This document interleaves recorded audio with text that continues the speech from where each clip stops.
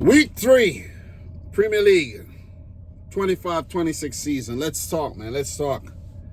Not a great week for me. I'm a City fan. Not a great week at all. Don't know what this season is going to be like, but seems like it's going to be a struggle. Not looking good. Not a great start. Not a great start. But, as they say, it's still early. You never know. Things can turn around for the better. And for the teams that's doing well, who knows? Maybe September will be a dreadful month. Maybe October will be terrible. Who knows, man? But as we know from past seasons, the teams that are usually doing well by Christmas or on top by Christmas, usually go on to win the title if Manchester City doesn't have a say. Let's start these results. I don't plan to be super long. I'm tired. I had a long weekend. So we're going to just run through the fixtures. Chelsea 2, Fulham 0. Very controversial decision in this game when the 18-year-old Josh King's goal was chalked off. The game could have gone a different way because Fulham's been enjoying some success against Chelsea lately. And that goal was chalked off because I think Rodrigo Muniz did a skill move and landed on the player's foot, and they chalked it off because of that. So I don't agree with it.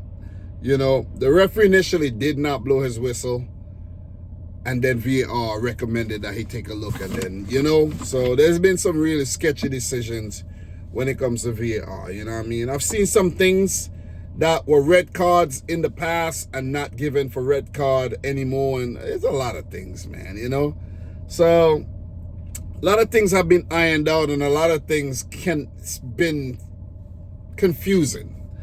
So, big one for Chelsea, though. João Pedro in first half extra time and Enzo Fernandez from the spot in the 56th minute to give Chelsea a good win. Fulham, they did fight, and they did hold their own with 46% of the ball, 11 shots, compared to Chelsea's 13 shots. So, it wasn't a pushover at all in this London derby here.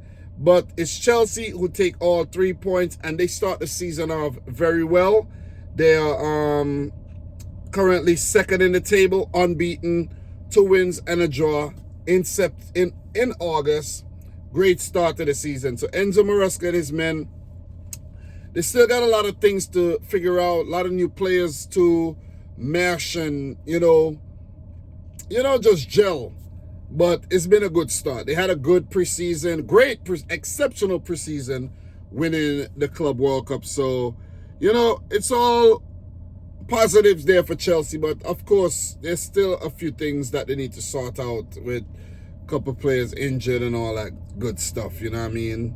Seems like their goalkeeping woes are behind them a bit somewhat.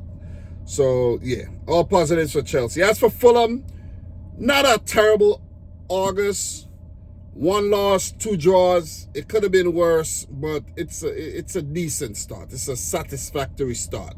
It's better than what Wolves are doing, better than what Aston Villa are doing. So, yeah. So, action will resume for Chelsea and Fulham after the international break. So, let's keep it moving. I don't want to be super long. You guys get the point, and I'm just talking the results really quick, giving you my quick thoughts here. So, Wolves 2, Everton 3. In this game, Beto scored in the 7th minute. Hwang Hee-chan in the 21st minute. He needed that goal for his confidence. Iliman Ndiaye in the 33rd. Keenan Dewsbury Hall in the 55th. And Rodrigo Gomez in the 79th. Got to give it up to David Moyes and Everton. This is a great away win to follow up their home victory at the Hill Dickinson Stadium. Jack Grealish heavily involved again. 2 assists in this game, 2 assists in the previous match. What a turnaround, man, So hopefully for him, September is a great month. He could get back in the English team and keep his place for the World Cup next year. But Keenan Dewsbury Hall is showing what he's capable of, you know what I mean? Because I remember when he was at Leicester, it was like, yo, this guy's good. And then he went to Chelsea and never got the opportunities. And now he's at Everton. It seems like he's enjoying his football once again. As for Vitor Pereira and Wolves, 3 games, 3 losses. And that's a terrible start. They're at the bottom of the table. A little bit of pressure there on the manager and the players. But still early days, still players coming in. And they're going to look to, iron things out after the international break for sure. So Everton, 2 wins and a loss in the first 3 matches there.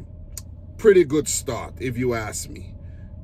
Give it up to David Moyes, the return of the Mac. So I could go on and on, talk about a lot more players, but we're not going to do that right now. We're going to keep it going. So next game, Tottenham 0, Bournemouth 1. You see what I'm... Listen. Great start to the season by Spurs, right? With the opening matches there. Let me just refresh my memory. They won their first 2 matches. And then you think like, oh, wow, after the Europa League, things are taking a turn for the better for Spurs. They're not looking so Spursy anymore. They're winning trophies now. You know what I mean? They hired a new manager with a great attitude and, a guy who's done really well for Brentford, kept them in the Premier League for so long since their promotion. And then this, they were, from watching the highlights, they were a shadow of the team that we saw in the first 2 matches. Bournemouth deserve a lot of credit. This guy, Andoni Iraola, I said it before, I have a feeling he's going to be the next City. He could be the next Man City manager. I could see him being the next Manchester City manager. Because what he's doing, man, they're making some good signings. They lost a lot of players. A lot of big players. I'm not going to go down through the names. You go do your research. You should know. And Evan Nilsson, I think, is the record signing. 5th minute. 5th minute. Brilliant goal. Well, it was a big deflection, but nevertheless, Bournemouth held on to that lead and went on to take all 3 points. And, they had a very, very solid start to the season with 2 wins and a loss. So give it up to Bournemouth, man. It seems like they lost all those defenders. It didn't make some money. Lost a few attackers. Lost their goalkeeper, but seems like no problem. So Spurs, they would hope that they could bounce back and, just shake off that funk of losing that game. That they fancy themselves winning. So how you guys feeling, man? If you haven't yet, smash the thumbs up button. Please do so. I haven't been putting out a lot of videos, but I'm making sure I do reviews for each and every match week. I haven't been doing predictions because it's just a lot. It's just a lot, guys. And if I feel I can't give you guys exactly what I want to give you, I'm not going to do it, So I don't mind doing these reviews, quick reaction to all the 10 matches, Not going to take a lot out of me. So next up, guys, we have Man United 3, Burnley 2. And I got to say, Burnley, they'll be kicking themselves, man. They will feel like they should have walked away with something from this game. But also, Man United would feel like they screwed up in allowing Burnley to come back in a match twice. And their performance would justify their win. Because they needed that win. They really needed that win after the debacle in the Carabao Cup midweek, getting knocked out on penalties to Grimsby Town. I know I didn't talk about that, but god damn, man, United, come on, man. Horrible start to the season. They needed this win badly. 1 loss, 1 draw, and 1 win. A big win. First win of the season. They needed it. They needed it big time for their confidence, for their belief, for everything. They needed it. You could see the way Bruno Fernandes and the players were celebrating, after that penalty was put in. Almost the last kick of the game, man. Jadon Anthony, come on, bro. Brain fart, man. So in this game, Josh Cullen own goal in the 27th minute. And then Lyle Foster in the 55th. Brian Mbeumo got his first Premier League goal for Manchester United in the 57th. But Jadon Anthony equalized in the 66th. That was a long ball and well put in.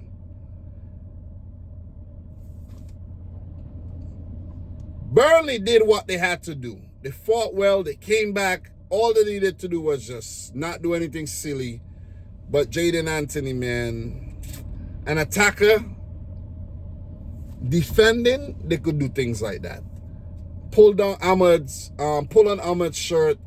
I think Ahmad went down way too easily. I think that was a dive, actually.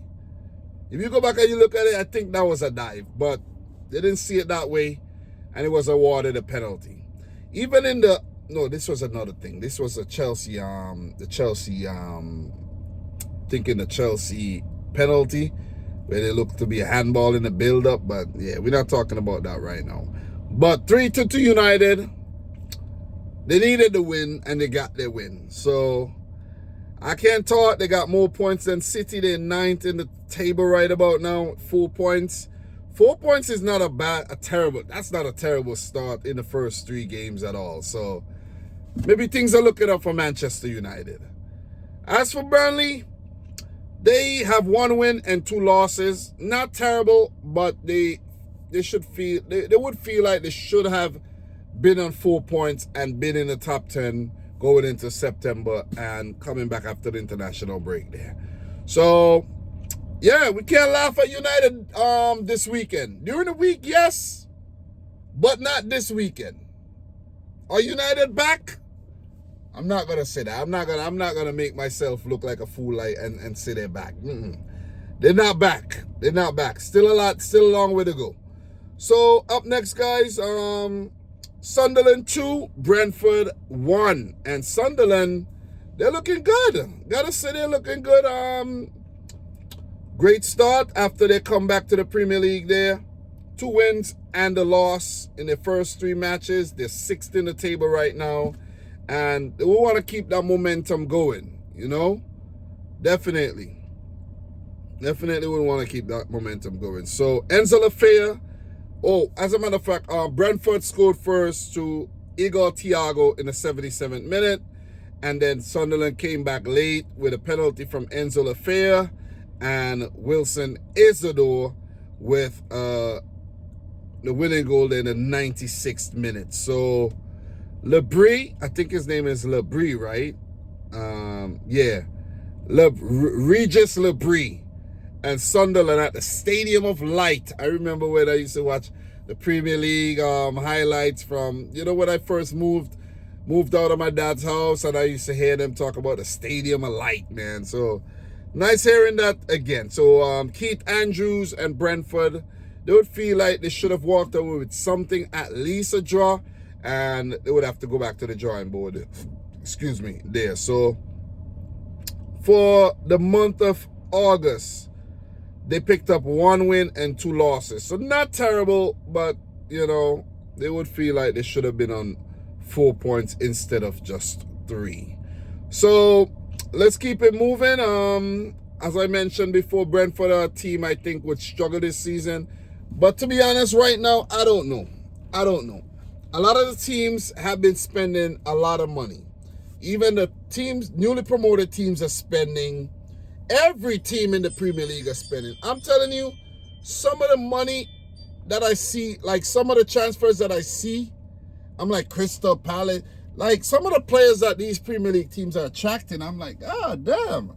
It's like players are willing to go to play for Sunderland, Burnley, Fulham. Like if it's, you know, like they going to play for one of the big top 6 teams. You see what I'm saying? It seems like some players are more reluctant to join United and you know, more inclined to join a Fulham or a Crystal Palace. Look at like Jeremy Pino. You see what I'm saying? So, Premier League teams got money. Look at Forest. You know what I mean? Look at Liverpool splashing. My God, man. Big up to all the Liverpool fans. But I remember, you know, Liverpool fans, everybody talk about Man City splashing. What's going on? What are Arsenal doing? What are Chelsea doing? What are United doing? What are Liverpool doing? You see what I'm saying? Y'all are just hypocrites, man. Let me just put it out there. Y'all, football fans are very fickle and they're hypocrites. Let's put it that way. When they're losing, they're bitter. And when they're winning, it's like, their team could do no wrong. So let's keep it moving, man. Leeds 0, Newcastle 0. I think Leeds were the better team in this match. Newcastle probably lucky to walk away with a point here. Not a game I watched, but I think I was watching a little piece of this. But 0-0.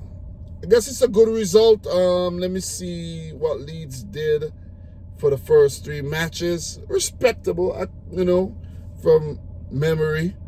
1 win, 1 draw, 1 loss. Pretty respectable. They're 12th.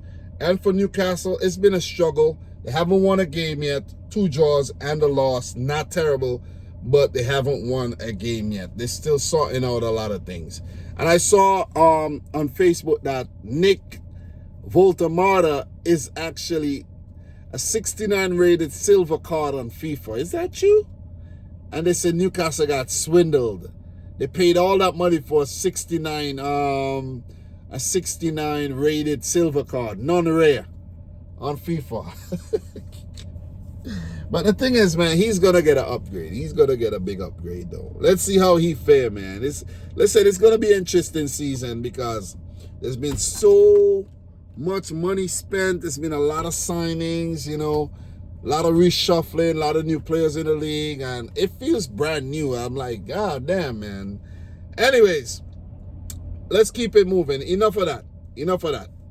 I'm gonna leave the Man City and the Liverpool matches for last. I'm gonna do that for you guys. But let's run through the other games right now.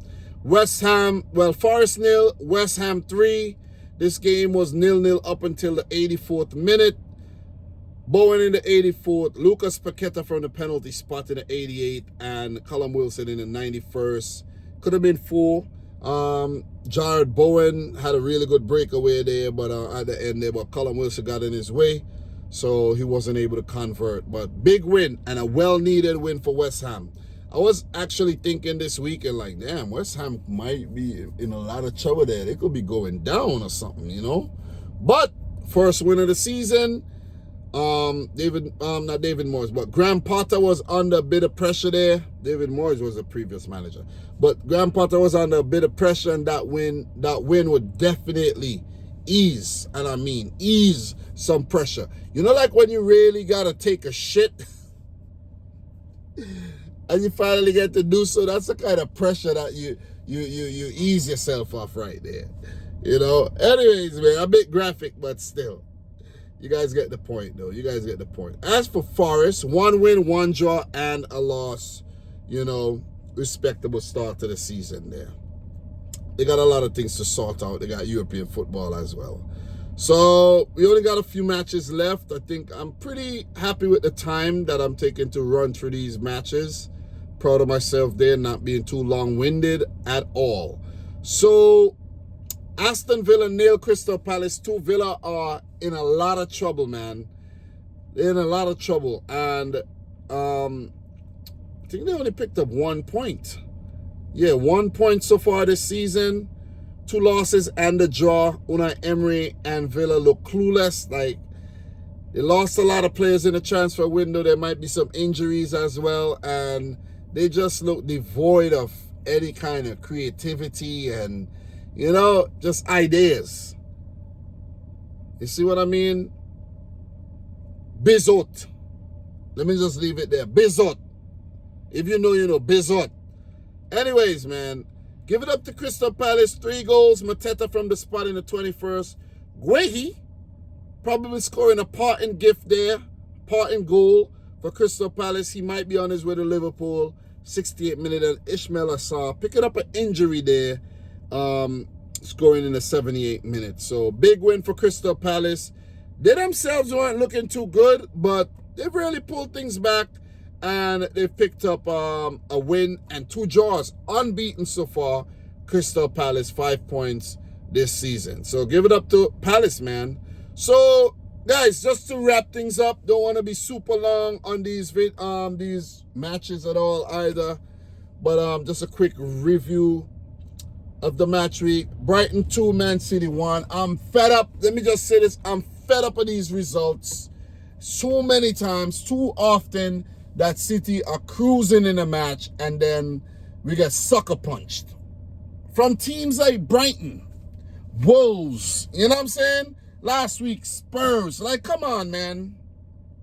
Come on, it's frustrating, but it is what it is. Man City, in the Pep Guardiola era, starting from the 2017-18 season up until the beginning of last season, like the first 10 games, enjoyed a very successful period. 6 titles, 4 in a row, 2017-18, and then the 2018-19. Only that Liverpool title separates what Man City, the domination of Man City across the last 7-8 seasons. Liverpool won last year.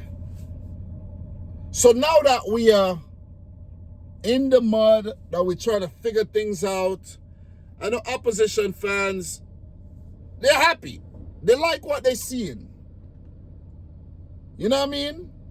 They love it. It's orgasmic. It's music to their ears when they hear we lose. But we just got to take it on the chin and rebuild. You see what I'm saying? We got to stay competitive. We got to keep our poise. We got to keep our pride intact. You see what I'm saying? We started way better last season, and look at what happened. We had a terrible fall season. Terrible.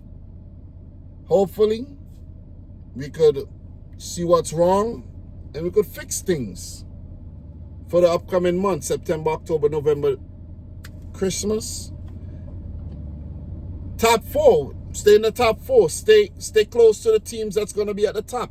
Whether it's Liverpool, whether it's Arsenal, whether it's Chelsea, Spurs, Newcastle, whatever team's at the top. But let me say this. Erling Haaland in the 34th. Milner penalty in the 67th. Handball by Nunes there. Come on. And Brian Gruder cutting through Man City's defense there. They sliced and diced us up. Put into the empty net. Trafford on a walkabout. Hurry up and bring in Donnarumma, man. I'm already fed up with Trafford. He's made some good saves and all, but hurry up and bring in Donnarumma. Let's get an experienced goalkeeper in there.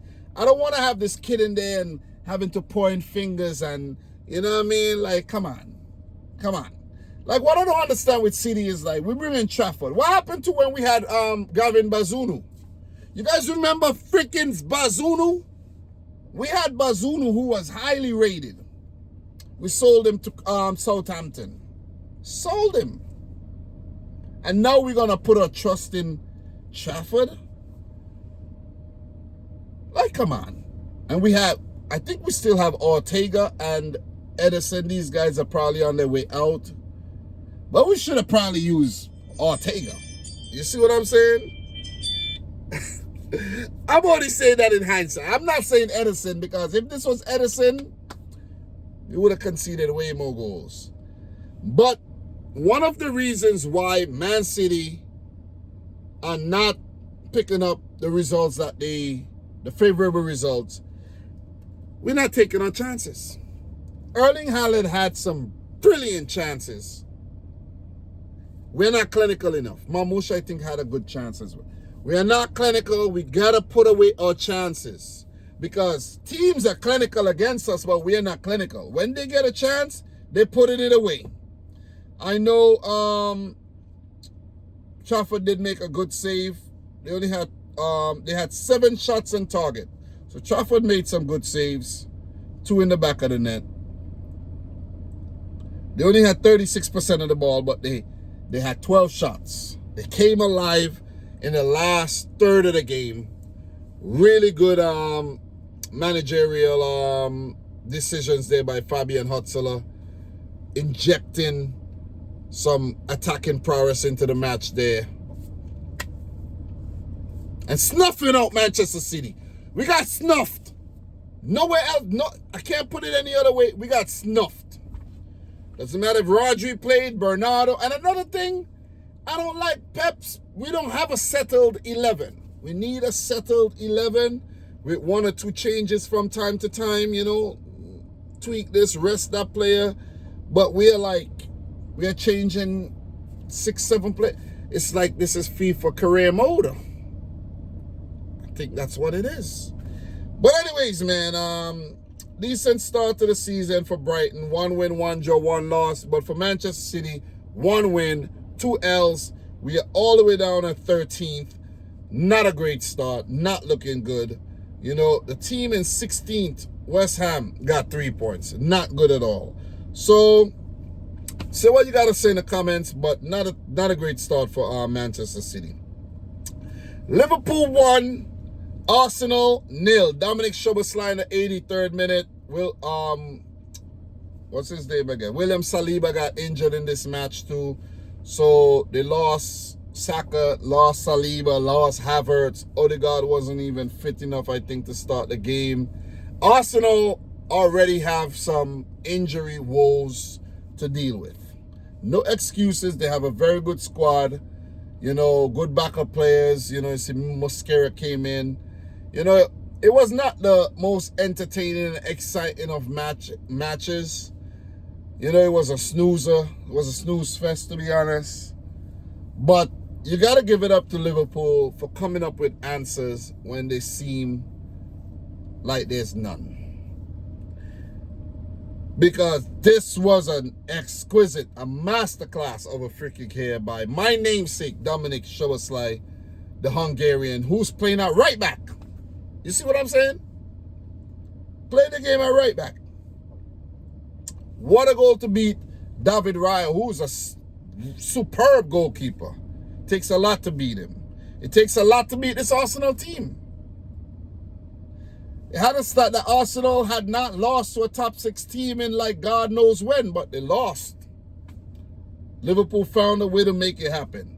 And I'm telling a Liverpool fan, Qatar, big up to Qatar, who I went to, England, and we went to the Liverpool City game back in 2022. Big up yourself, Qatar. That's 3 years ago coming up.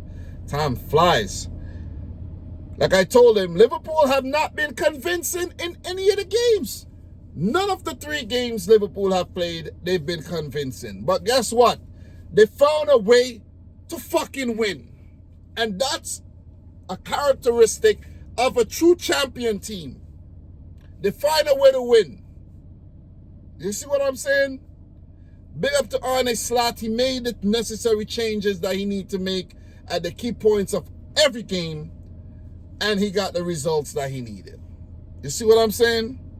And Liverpool are splashing the cash. Liverpool are spending a lot of money. Liverpool fans, talk to me now. Y'all are spending like there's no tomorrow. 100 million plus for Verts. Isaac about to be signed if he's not already. I don't know. I haven't been doing transfers lately. 100 plus again. Ekitike almost 100. You see what I'm saying? Leone. Who else Liverpool brought in? Damn. You see what I mean? I know Liverpool made money too. But y'all are splashing the cash. I'm just saying. Y'all are splashing the cash, man. Anyways, guys, Liverpool on top of the table. Perfect 9 points, 3 wins in 3. Arsenal a third, 6 points with their first loss of the season there. So the only team that's perfect so far is Liverpool. Chelsea unbeaten. Crystal Palace unbeaten. And that's about it. So Chelsea, Liverpool, and Crystal Palace are only unbeaten teams left, which is pretty damn cool because usually have more. But it's going to be a hell of a season. It's going to be a tight one. Too early to call anything. But you could see that Liverpool are showing signs that they're going to go back to back like Drake. So guys, thanks a lot for watching yet another video. I know there's probably things that I missed, things that I probably haven't touched on. But I'm only human. I'm only reacting, giving you my quick thoughts. And, you know, just keep being consistent. So guys, like the video if you haven't yet done so. Subscribe if you're new. From boy Dom. Until next time. Peace out. Rich Squad. Peace. Guys, talk to you soon.